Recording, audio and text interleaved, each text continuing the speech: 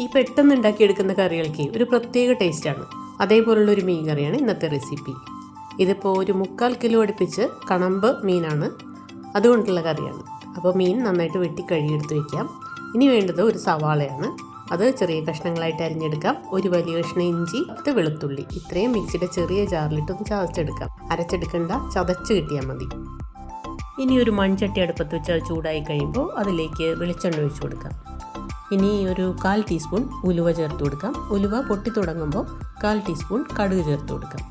അത് രണ്ട് പൊട്ടിക്കഴിയുമ്പോൾ നമുക്ക് ഉണക്കമുളക് ചേർത്ത് കൊടുക്കാം. പിന്നെ കറിവേപ്പില കൂടെ ചേർത്ത് കൊടുക്കാം.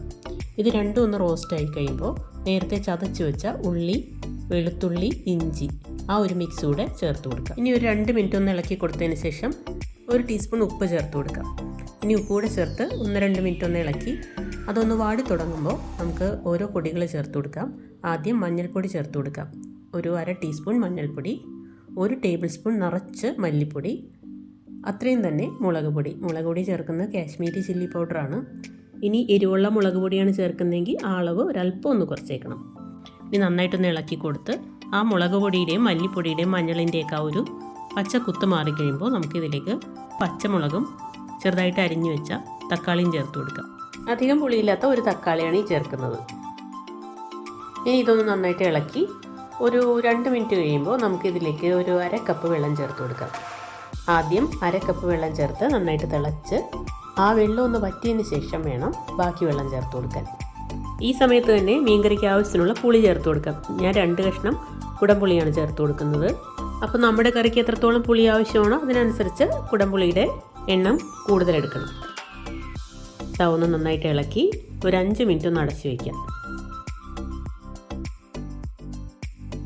ഇപ്പോൾ ആ വെള്ളമെല്ലാം നന്നായിട്ട് വറ്റിക്കഴിഞ്ഞു. ഇനി ചട്ടിയുടെ ഭാഗത്തൊക്കെ ഒന്ന് പിടിച്ചായിട്ട് തോന്നുവാണെങ്കിൽ ഒരു തവി വെച്ച് നന്നായിട്ട് ഇളക്കിയെടുക്കുക. ഈ കറിയുടെ വെള്ളം നന്നായിട്ട് വറ്റിക്കഴിയുമ്പോൾ കറിക്ക് നല്ല ടേസ്റ്റ് ഉണ്ടാവും. ഇനിയിപ്പോൾ നമുക്ക് എത്രത്തോളം ഗ്രേവി വേണോ അതിനനുസരിച്ചുള്ള വെള്ളം ചേർത്ത് കൊടുക്കാം. ഞാനിപ്പോൾ 1.5 കപ്പ് വെള്ളമാണ് ഈ ചേർക്കുന്നത്. വെള്ളം ചേർത്ത് നന്നായിട്ട് വെട്ടി തിളച്ച് കഴിയുമ്പോൾ നമുക്ക് ഇതിൻ്റെ ഉപ്പും പുളിയൊക്കെ ഒന്ന് നോക്കണം. ചെറുതീയിൽ ഒരു 5 മിനിറ്റ് ഇട്ടതിന് ശേഷം നമുക്ക് മീനുകളൊക്കെ ചേർത്ത് കൊടുക്കാം. ഞാനിപ്പോൾ ഈ മീൻ കഷ്ണങ്ങളാക്കുന്നില്ല, അങ്ങനെ തന്നെ ചേർത്ത് കൊടുക്കുകയാണ്. അപ്പോൾ ചെയ്യുമ്പോൾ ഇഷ്ടത്തിനനുസരിച്ച് ചെറിയ കഷ്ണങ്ങളാക്കിയോ അതല്ലെങ്കിൽ ഇതേപോലെ തന്നെ ഫുള്ളായിട്ടോ ചേർത്ത് കൊടുക്കാം. ഇനി ഇത് നന്നായിട്ടൊന്ന് തിളയ്ക്കാൻ വേണ്ടി ഒരു 5 മിനിറ്റ് ഒന്ന് അടച്ച് വയ്ക്കാം. ഹൈ ഫ്ലെയിമിലിട്ട് മീൻകറി ഒന്ന് തിളച്ച് കഴിയുമ്പോൾ ലോ ഫ്ലെയിമിലേക്ക് മാറ്റി ഒരു 5 മിനിറ്റ് കൂടെ അടച്ചു വെച്ച് ഈ കറി ഒന്ന് വറ്റിച്ചെടുക്കാം. മീൻ ചേർത്തതിന് ശേഷം ഒരു 8-10 മിനിറ്റ് കഴിയുമ്പോൾ ഫ്ലെയിം ഓഫ് ചെയ്യാം. ഇനി ഒരു അരമണിക്കൂറിന് ശേഷം വിളമ്പാം. ഒരല്പം കറിവേപ്പില കൂടെ തൂകിയാൽ നന്നായിരിക്കും. ഇത് നല്ല കുറിയ ചാറോട് കൂടിയ നല്ല എളുപ്പത്തിലുണ്ടാക്കാൻ പറ്റുന്ന ഒരു മീൻകറി റെസിപ്പിയാണ്.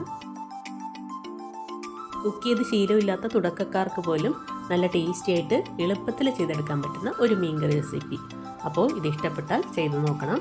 പിന്നെ എന്നൊന്ന് സപ്പോർട്ട് കൂടെ ചെയ്തേക്കണേ. Thank you.